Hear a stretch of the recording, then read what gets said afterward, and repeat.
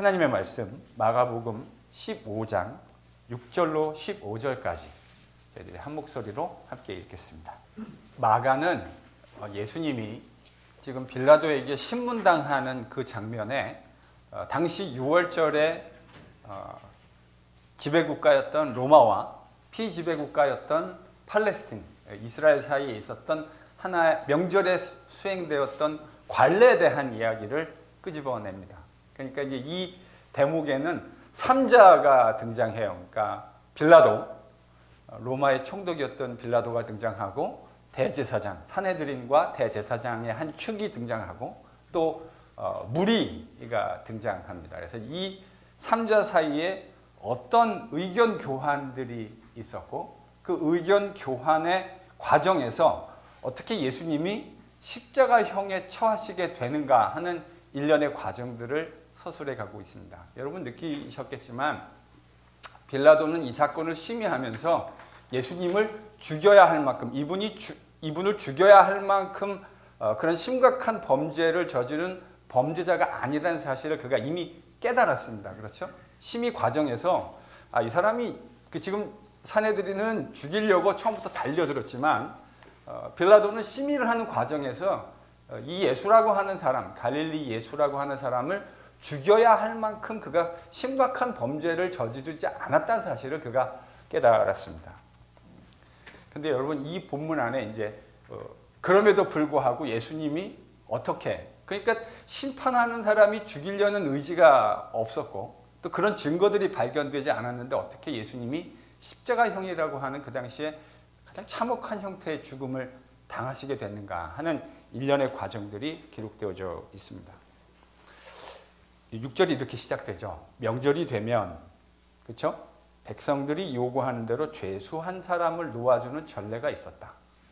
여러분 이걸 이제 저희들이 성경을 통해서는 되게 잘 알려진 이야기인데 성경뿐만이 아니고요. 요세푸스라고 하는 예수님보다 한 3, 40년 정도 뒤에 살았던 원래는 이제 바리새파의 유대인이었다가 로마에 말하자면 이렇게 전향하게 되어진 로마 쪽으로 친로마로 전향하게 되어진 유대인들 입장에서 보면 변절자라고 할 수 있는 사람인데요.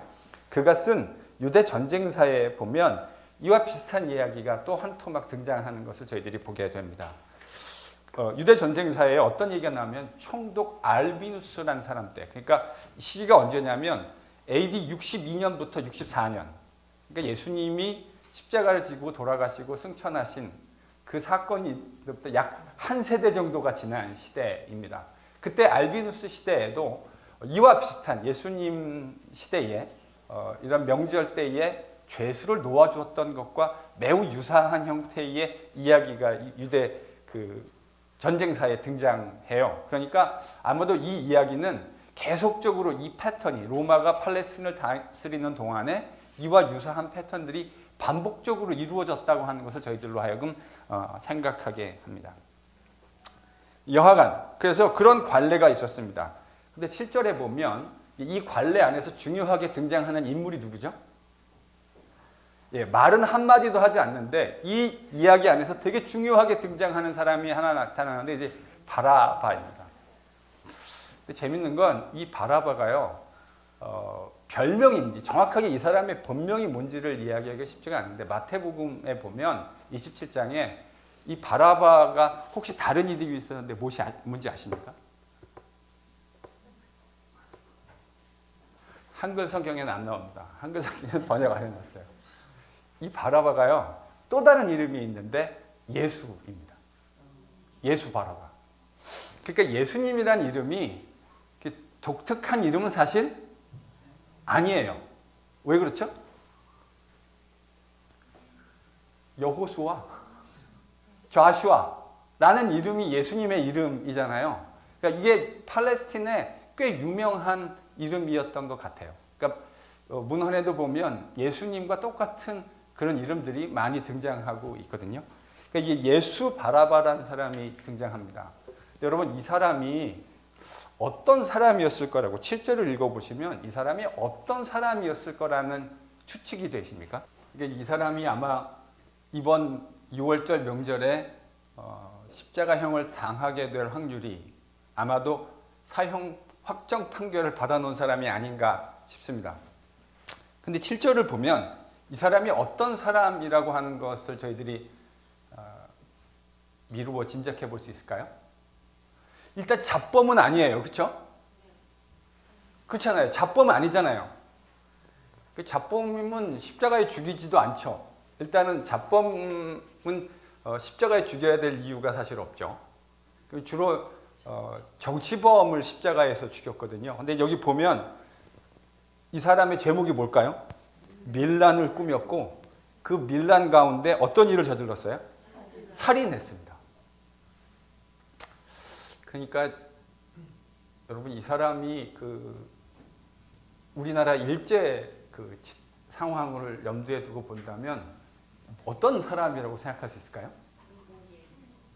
독립운동가 비슷한. 그러니까 여러분 바라바를 바라볼 때 바라바가 이게 무슨 잡범인 걸로 생각하시면 이거 완전히 잘못 읽으시는 거예요. 바라바는 그런 인물이 아닙니다. 바라바는 독립운동가, 그러니까 이스라엘의 독립을 열망했던 그런 독립운동가였을 확률이 매우 높아요. 여기도 보면 밀란을 꾸몄다 그랬잖아요. 그러니까 밀란이란 거는 지금 누구를 대항한 거죠? 로마 세력을 대항한 거라고요. 로마 세력에 대항해서 그러니까 로마가 정치범으로 해서 지금 십자가형과 관련된 죽임을 주려고 하고 있는 것 아닙니까? 그러니까 이 사람이요, 이런 잡범 수준의 사람이 아니라 로마 입장에서 볼 때는 테러리스트일 거고요. 이스라엘 입장에서 볼 때는 독립운동가? 뭐 이 정도 된다고 말할 수 있겠죠.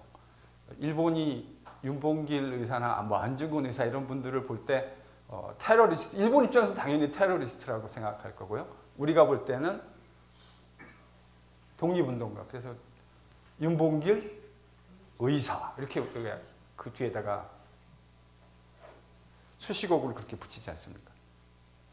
그러니까요, 이분은 아마 바라바라고 하는 분은 그런 정도의 사람이었던 것 같습니다. 또 이런 이야기를, 그러니까 본문 맥락 안에서도 우리가 이 이야기를 알 수도 있지만요, 사실은 이 사람이 이런 독립운동을 했던 사람이라고 하는 것을 알 수 있는 힌트가 사실은 성경에 있어요. 여러분 요한복음 18장 40절을 한번 찾아보십시오. 요한복음에서 지금 바라바를 뭐라고 불렀습니까? 제가 이것 때문에 교회에서 성도들이 바라바 그러면 거의 무슨 파렴치한 잡범 같은 수준으로 읽어가시는 것 같은 경향을 제가 만난 적이 있어요. 여러분 여기서 강도라고 번역된 단어는요, 레스테스라는 단어거든요. 요한이 쓴 단어는 레스테스라는 단어인데 이 레스테스라는 단어는 뭐였던 것으로 보이죠? 아까 말씀드렸잖아요.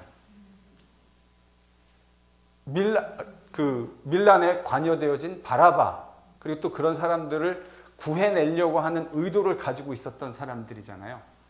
그러니까 정확하게 무리가 어떤 그룹핑을 하고 있느냐라는 걸 정확하게 탁 핀포인트 이렇게 해내는 건 참 쉽지 않지만 6월절이라고 하는 정황, 또 복음서가 얘기하고 있는 여러 정황을 염두에 두고 생각해 보았을 때 다양한 그룹들이 이 안에 들어와 있을 확률이 매우 높습니다. 그리고 어떤 사람들은 예수님에 대해서 매우 우호적인 생각을 가지고 있는 사람들도 이 그룹 안에 상당수 있었을 가능성이 많아요.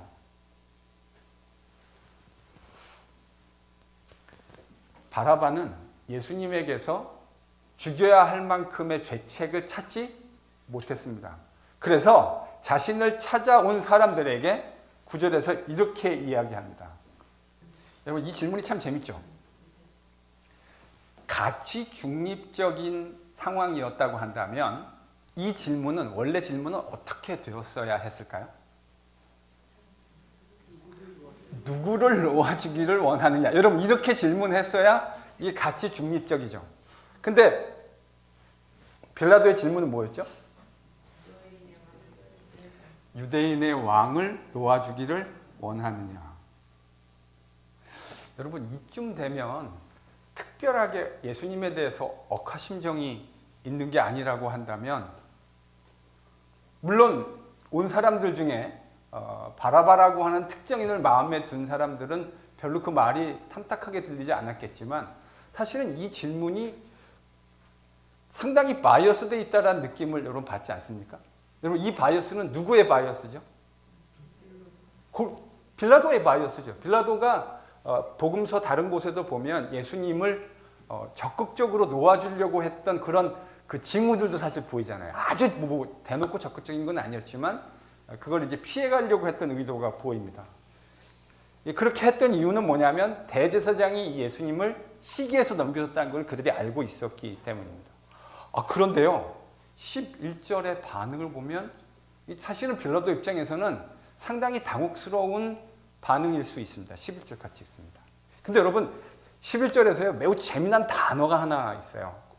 한번 같이 읽어보겠습니다. 시작.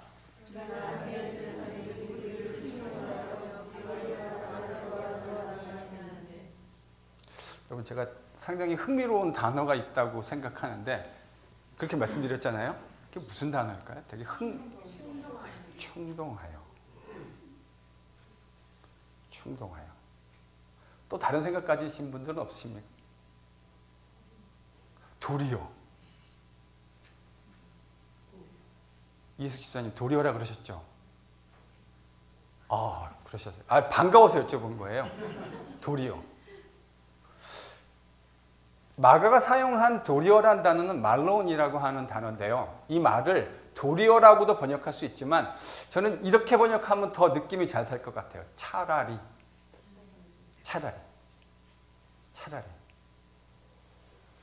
자, 그러니까 지금 초이스가 두 개 있습니다. 선택지가. 하나는 누구죠? 예수님. 또 하나는요? 바라바.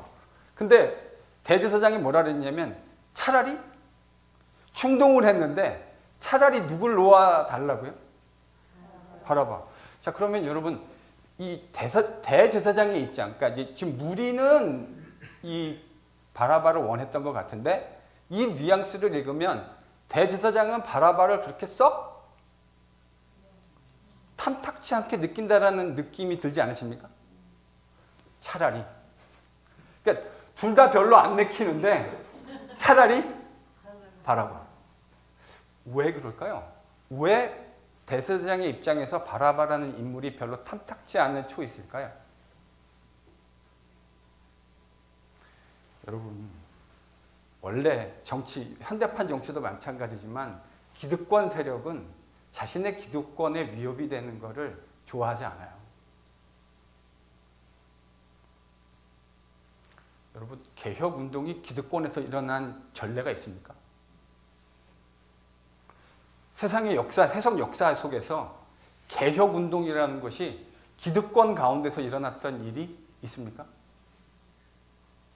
제가 역사가 좀 비천해가지고 다 그걸 여러분에게 말할 수 있을 만큼의 실력은 아닌데 적어도 제가 아는 한 개혁운동이라고 하는 건 기득권 세력 안에서는 일어나기 매우 힘들죠. 그러니까 가지지 못한 비기득권, 그러니까 마지널라이즈 된 쪽에서 이 개혁운동이라는 건 늘상 역사에서 일어났던 거죠. 이 사두개인들은요, 대제사장은 말 그대로 기득권입니다. 이 기득권은 어떻게 유지되냐면 로마의 철저한 비호 아래서 유지되는 거 아닙니까? 그러니까 이 사람은 대제사장 입장에서는 제일 민감한 게 뭐죠? 로마의 커터를 건드는 것은 늘 부담스러운 거예요. 사실 모든 일이 있어도 로마의 커터는 건들지 않아야 돼요. 그게 이 대제사장과 사두개인들, 그 당시에 정치 기득권 세력이 가지고 있었던 특징입니다. 그런데 지금 누구를 놓아달라고 얘기한다고요? 여러분, 대제사장 입장에서 충동해가지고 바라바를 놓아달라 이렇게 얘기하는 게 대제사장 입장에서 부담이었겠죠. 그렇지 않았겠습니까? 당연히 부담이 되죠. 여러분, 이 상황은 지금 예수를 놓아달라는 것도 이런 거 보고 뭐라 그러냐면 뭐라 그러죠? 외통수요? 이것도 탐탁지 않고 저것도 탐탁지 않은 내용이죠. 그러니까 그 중에 덜 탐탁한 것을 선택해야 되는 상황이거든요. 그래서 지금 여기에 뭐가 등장했다고요? 차라리. 그러니까 이 단어 하나가 그냥 등장한 게 아니고요. 지금 사두개인을 비롯한 종교 지도들이 처해 있는 정치적인 입지를 설명하고 있는 단어입니다. 바라바보다 누가 더 싫은 거죠? 바라바보다 예수님이 더 싫은 거예요. 바라바도 사두개인을 비롯한 대제사장한테는 별로 탐탁한 인물이 아닙니다. 로마에게 이런 식으로 대항하는 사람들은 결국 이 화살이 유대인들에게 날아오게 되어지면 그 부담을 유대인의 종교 지도자였던 산헤드린을 비롯한 대제사장이 고스란히 떠안아야 되는 거죠. 그러니까 좋을 리 없죠. 그럼에도 불구하고 누구를 선택하게 됐습니까? 그런 맥락이 이 본문 안에 지금 들어있는 겁니다. 그러니까 요 오히려 차라리라는 단어를 잘 캐치 못하고 많은 분들이 이 본문을 읽거든요. 사실은 잘 읽으면 이 안에 이런 맥락이 지금 숨어 있습니다. 그래서 차라리 바라바를 놓아달라. 그러니까 이게 대제사장에게도 그다지 썩 탐탁스러운 선택지는 아니었는데 그럼에도 불구하고 이 바라바를 택하는 결과가 예수를 죽일 수 있게 된다고 하는 것이 그들로 하여금 이런 선택을 하게 만드는 거죠. 그 단어가 바로 이 도리어, 차라리 라고 하는 11절의 단어에 등장하고 있는 겁니다. 자, 그러니까요. 대제사장은 지금 상황을 아주 잘 이용한 거죠. 그렇죠? 그래서 자신들이 원하는 정치적인 일종의 노림수를 지금 빌라도 앞에서 무리를 충동해가지고 만들어냈는데 그 이야기를 들은 빌라도가 12절에서 이렇게 질문합니다. 아니 그러면 바라바로 선택을 했으니까 이제 너희들이 선택하지 않은 예수는 어떻게 할 것인가 하는 질문이 당연히 빌라도 입장에서는 등장하지 않았겠습니까? 근데 이 질문을 듣고 무리들이 지금 뭐라고 반응을 하냐면 13절에서 그들이 소리질러 가로되 지르되 그를 십자가에 못 박게 하소서. 여러분 이거 좀 이 그림이 되게 상식적인가요? 빌라도를 살려달라고 하는 것이 필연적으로 예수를 십자가에 못 박으라고 하는 것으로 귀결돼야 될 필요는 없잖아요. 아니 하나를 놔주는 거니까 하나를 놔주고 나머지는 반드시 십자가에 죽여야 된다는 얘기가 아니잖아요. 지금 이 상황에서 더더군다나 예수님은 십자가에 죽어야 할 만큼의 어떤 정치적인 일을 한 일이 없다고 지금 빌라도가 판단하고 있지 않습니까? 그래서 질문한 거죠. 그럼 예수 어떻게 하냐? 라고 질문했더니 이 무리가 뭐라 그랬냐면 그를 십자가에 못 박게 하소서. 여러분 한번 질문해 보십시오. 이 무리의 대답은 무리가 자의적으로 한 이야기일 가능성이 많을까요? 아니면 어떤 사람들이 그들의 입에다가 이것마저도 넣어줬을 가능성이 더 많을까요? 어떻게 생각하십니까?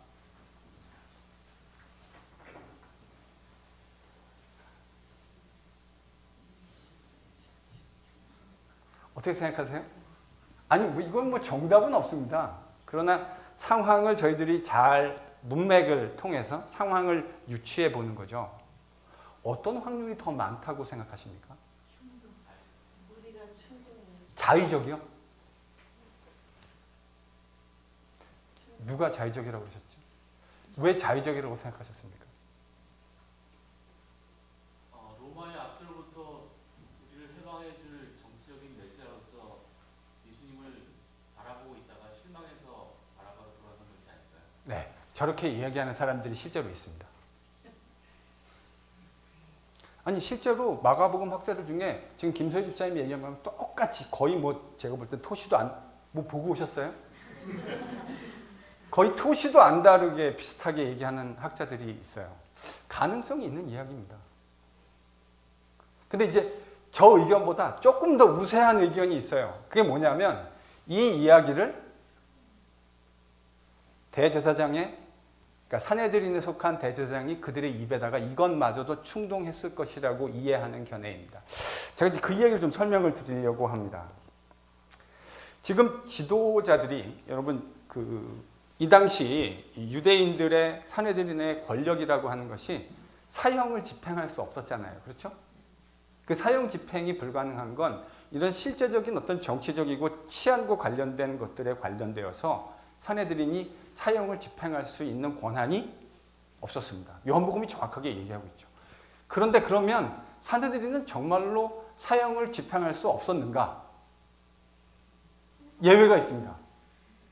예, 신성모독에 관련되어진 종교적 사안에 관련되어졌을 때에는 산헤드린이 그것을 자신의 산헤드린의 법규에 의해서 수행할 수 있었어요.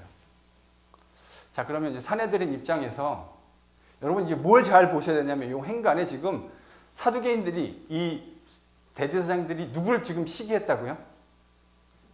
예수님을 시기했다고. 문맥에서 그러잖아요. 예수님 시기했다고. 왜 시기한 거죠?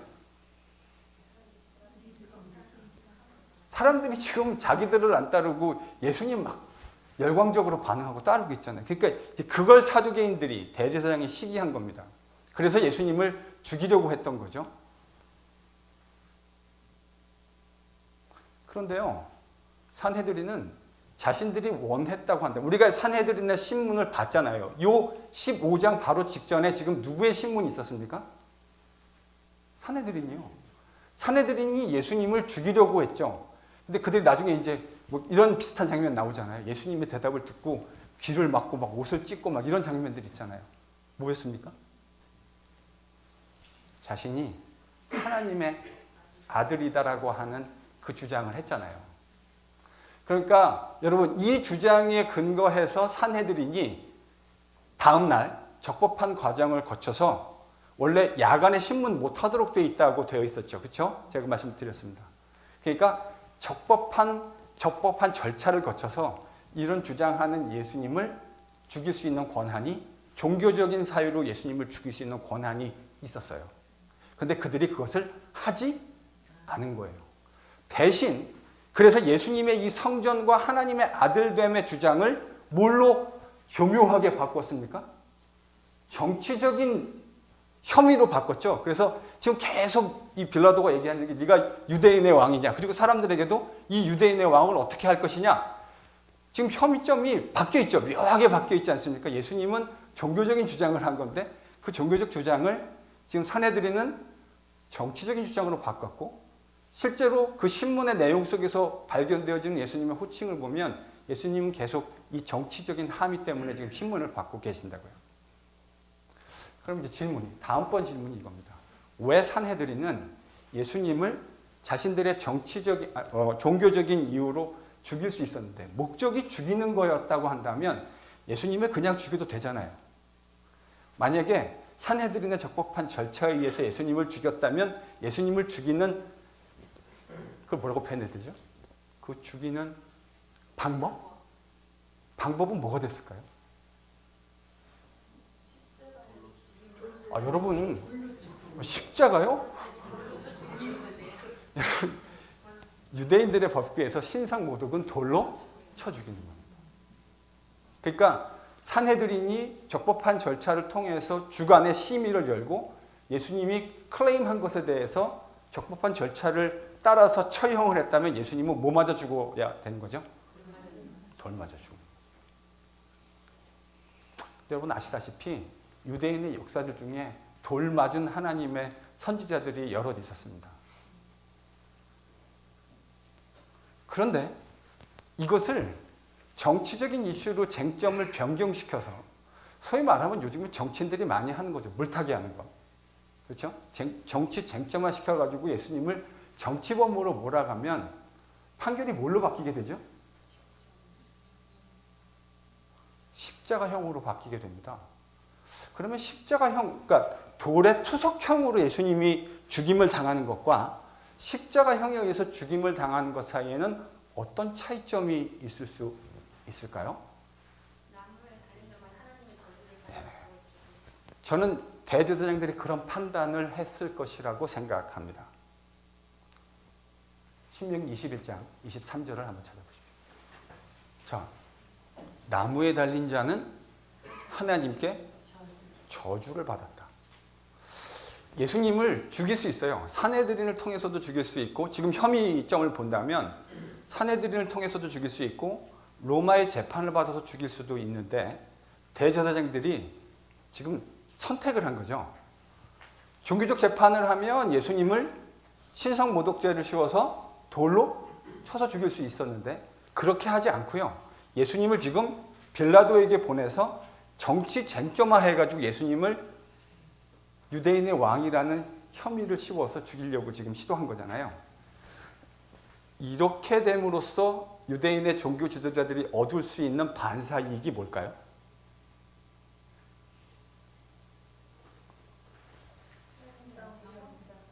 예수님이 하나님께 저주를 받은 자의 죽음으로 죽게 되는 겁니다. 여러분, 이게 별로 심각하게 안 들리실 수 있는데요. 실제로 예수님 당시 정확한 연대 추정은 좀 어렵지만 대략 50년에서 100년 전에 나훔 주석서라는 책이 있습니다. 쿰란의 문서인데 거기 보면 일시에 800명이라고 하는 바리새인들이 일시에 나무에다 십자가형으로 죽었어요. 외세에 의해서, 시리아 사람들에 의해서. 여러분, 그러면 유대인들이 이 사람을 바라볼 때, 그러니까 시리아라고 하는 정부에 대항한 거라고요, 유대인들이. 그러면 유대인들 측에서 볼 때 이 사람들은 어떤 사람들입니까? 아니, 바나바랑 비슷한 사람인 거죠. 독립운동하던 사람들 아닙니까? 그러면 이 사람들이 뭐에 이름이 올라가야 되는 거죠? 역사책에 적어도 순교자의 반열에 올라가야 되는 거 아닙니까? 여러분, 제가 하나님의 복음을 열심히 전하다가 어떻게 잡혀가지고 죽었어요. 그럼 어떻게 되는 거죠, 저는요? 저는 순교자가 되는 겁니다. 지금 이 나훔 주석서에 나와 있는 800명의 바리새 유대인들이요, 순교자가 되어야 되는 거라고요. 문맥상. 그런데 이 사람들이요, 순교자로 받아들여지지 않아요. 나중에 후대 역사가 이 사람들을 순교자로 받아들이는 게 몇 년이 흘렀냐면요, 600년이 흘렀습니다. 무슨 말이죠? 신명기 21장 23절이 유대인들에게 그렇게 강력한 구절이라고요. 그들이 나무에 달려 죽었다고 하는 사실이, 여러분, 나무에 달린 거를 신명기 21장 23절이 뭐라고 해석해 줬죠? 나무에 달림? 하나님의? 여러분, 순교자가 어떻게 하나님께 저주를 받을 수 있습니까? 이 구절이, 신명기 21장 23절의 구절이 의롭게 독립운동을 하다 죽은 사람들을 순교자의 반열에 이름을 올리는데 600년이 걸리게 했다고요.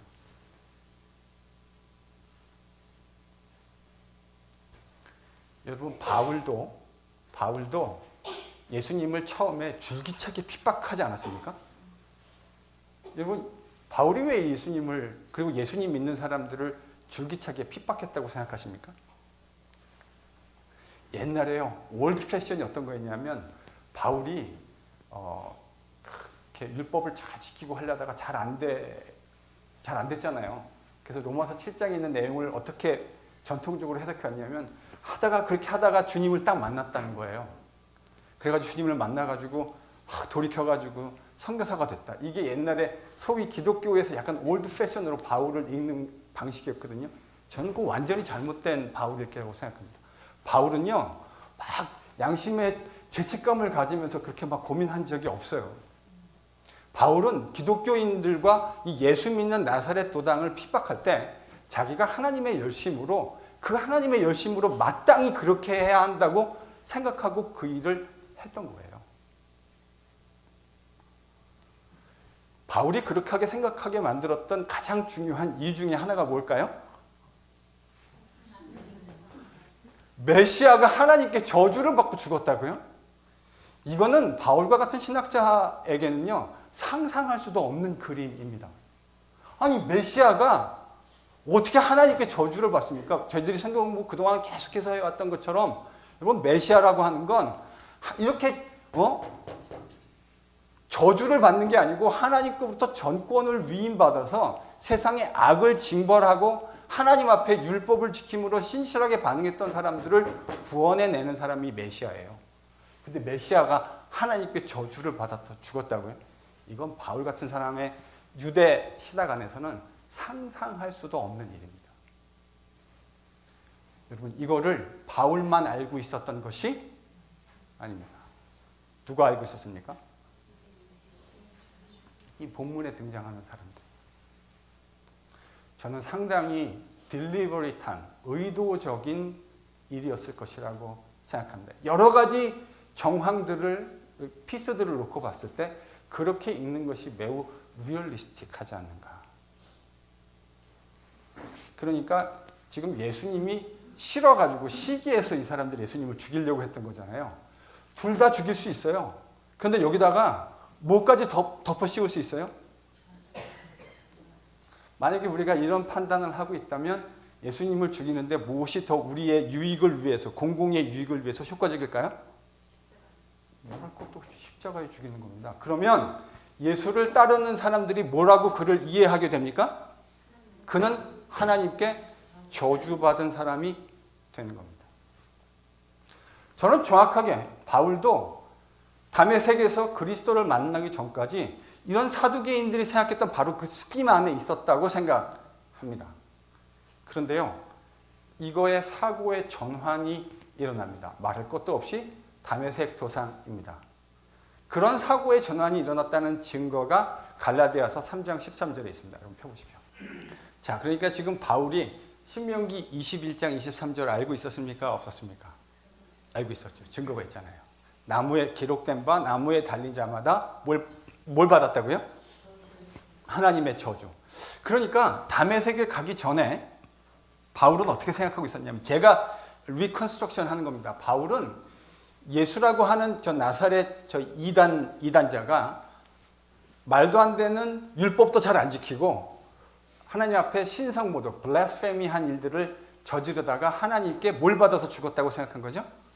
저주. 그래서 그 증거가 십자가에 죽게 되었다. 그러니까 이 자가 자신을 참람한 이야기를 자꾸 이야기하고 율법도 잘 안 지키고 유대 신학도 잘 모르는 자인데 속칭 사람들도 이렇게 미슬리딩 해가지고 메시아로 얘기했다가 결국 하나님께 저주받아 죽었구나. 이리 생각했던 거죠. 누가 기대했던 대로요? 대제사장들이 기대했던 대로요.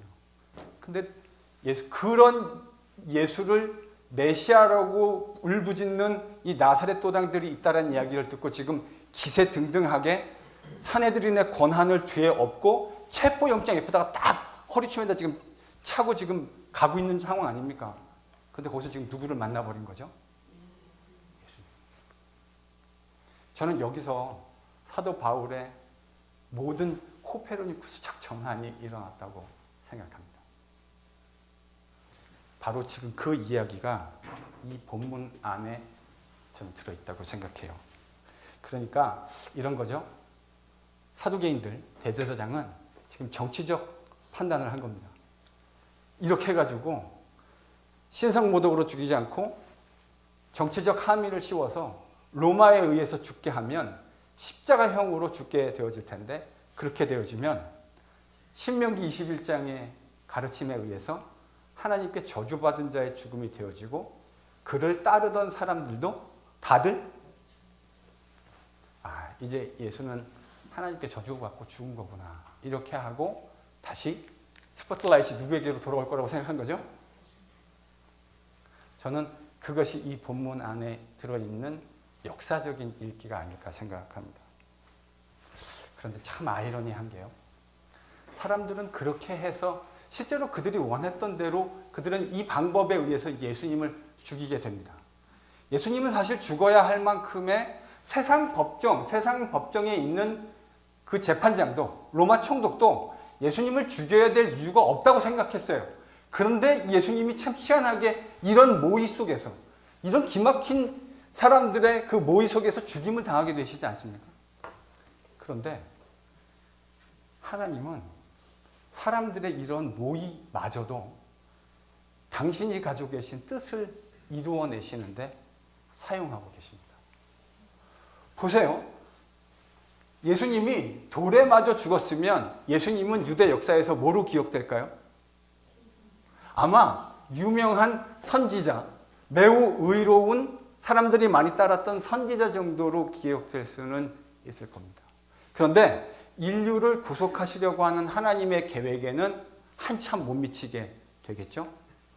십자가를 지시려고 하는 십자가를 지셨다고 하는 사람들의 이런 모의와 정치적인 노림수가 결국은 예수님이 지금 바울이 갈라디아서 3장 13절에서 고백하고 있던 대로 원래 자신은 예수님이 뭐를 받아서 죽었다고 생각했습니까? 하나님의 저주. 원래 바울의 이해는 이거였을 거예요.